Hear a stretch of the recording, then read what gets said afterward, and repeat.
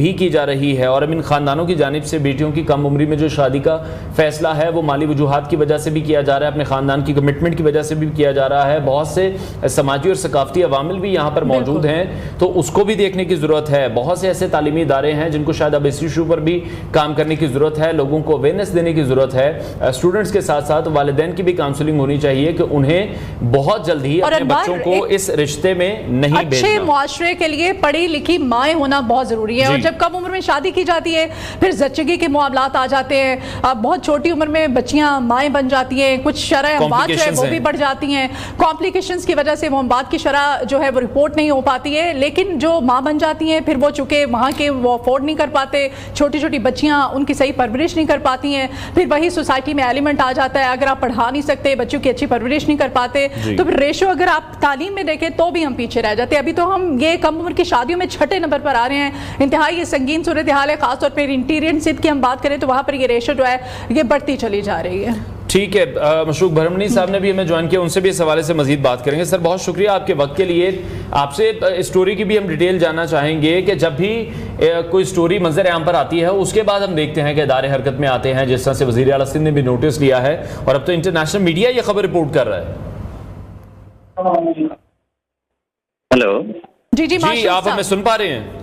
जी, आवाज बीच में कट गई सर।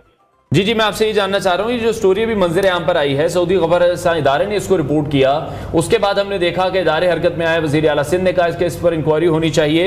ये अहम वजह यहाँ पर क्या लग रही है? वही वजूहात हैं कि सैलाब के बाद जो सिचुएशन लोगों पर आई फाइनेंशियली, तो अब वो इस तरह से अपनी बेटियों की शादियाँ इसीलिए जल्दी कर रहे हैं? सर आपका बड़ा बहुत शुक्रिया। वैसे मैं अगर दादू की बात करूँ तो 2022 के फ्लड के बाद ये रुझान जरूर बढ़ा है, लेकिन इस एरिया में पहले से ही बचपन की शादियां होती रहती हैं, बल्कि पूरी सिंध में इस तरह का रुझान है।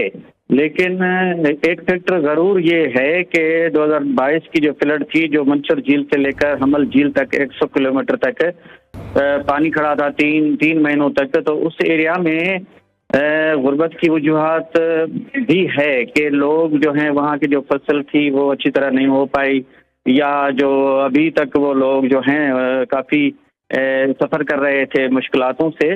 तो उन एरियाज़ की अगर मैं बात करूं तो उनमें जो पहले फिगर थी वो काफ़ी तादाद में बढ़ी हैं। ठीक है, सजोक तंजीम जो है इस पे माशूक साहब बड़ा अच्छा काम कर रही है, हम आपको अप्रिशिएट भी करते हैं। क्या हुकूमत की सपोर्ट नहीं आपको हासिल, क्योंकि आपने काफ़ी हद तक इस पे कंट्रोल भी पा लिया था, 2022 से ये रेशो अगेन बढ़ती चली जा रही है, इस पे क्या कहेंगे आप? हाँ जी मैडम, बिल्कुल। वैसे सुजाक संसार ऑर्गेनाइजेशन जो है वो चाइल्ड प्रोटेक्शन अथॉरिटी के साथ हमारी क्लोज कोऑर्डिनेशन है, और इन्हीं एरिया में हम अवेयरनेस प्रोग्राम कर रहे हैं चाइल्ड प्रोटेक्शन अथॉरिटी के साथ मिलकर।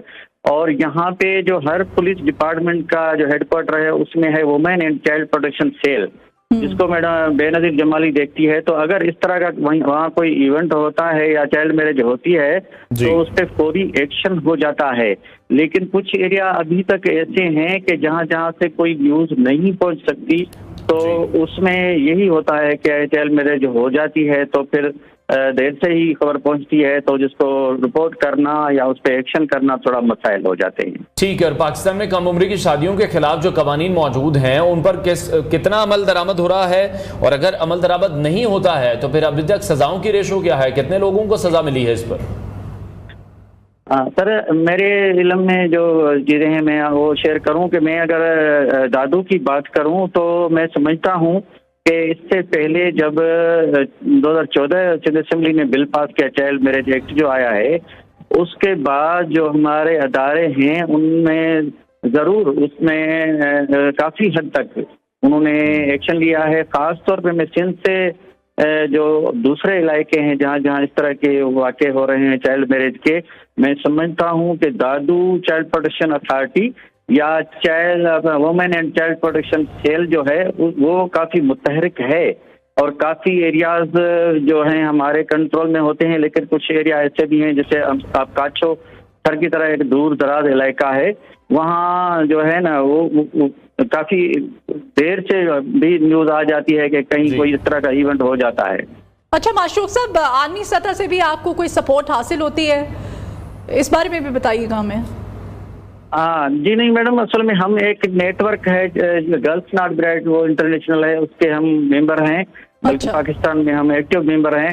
और बाकी यही है कि हम समझते हैं कि जो सपोर्ट होनी चाहिए तो वो तो नहीं है कि, क्योंकि मैं समझता हूँ कि हम खाली ये नहीं कि हम सिर्फ निशानदही करके हम बैठ जाएं।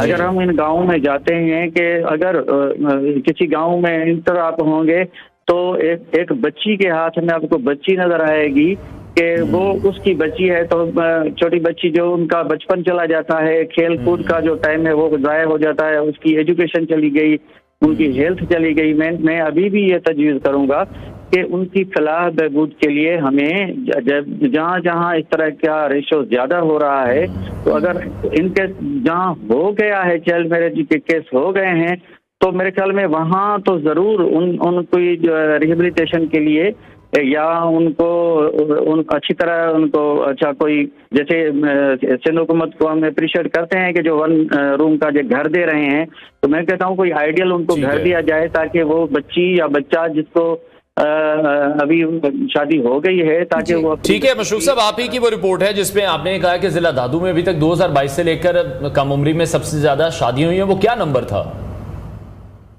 जी असल में अभी कोई ऑथेंटिक कोई फिगर नहीं है यहाँ की, लेकिन जिस गांव की आप बात कर रहे हैं वहाँ जो है बड़ी उम्र के जो लोग हैं, जो उनसे जब हम ये न्यूज़ रिपोर्टर की बात है कि उनसे जब पूछा गया तो उन्होंने कहा है कि 2022 की फ्लड के बाद इस एरिया में जहाँ जहाँ दादू के फ्लड अफेक्टेड गाँव थे, उनमें जो फिगर उन्होंने बताए हैं कि ये 2022 के बाद अभी तक के फिगर हैं 43। ठीक है, बहुत शुक्रिया मशरूक बरमोनी साहब, हमारे साथ इन कॉन्वर्सेशन थे। नाज़रीन, प्रोग्राम का खत्म हुआ है, इंशाल्लाह कल फिर आपसे मुलाकात करेंगे। अपना बहुत सारा ख्याल रखिए, इजाज़त दीजिए, अल्लाह हाफ़िज़।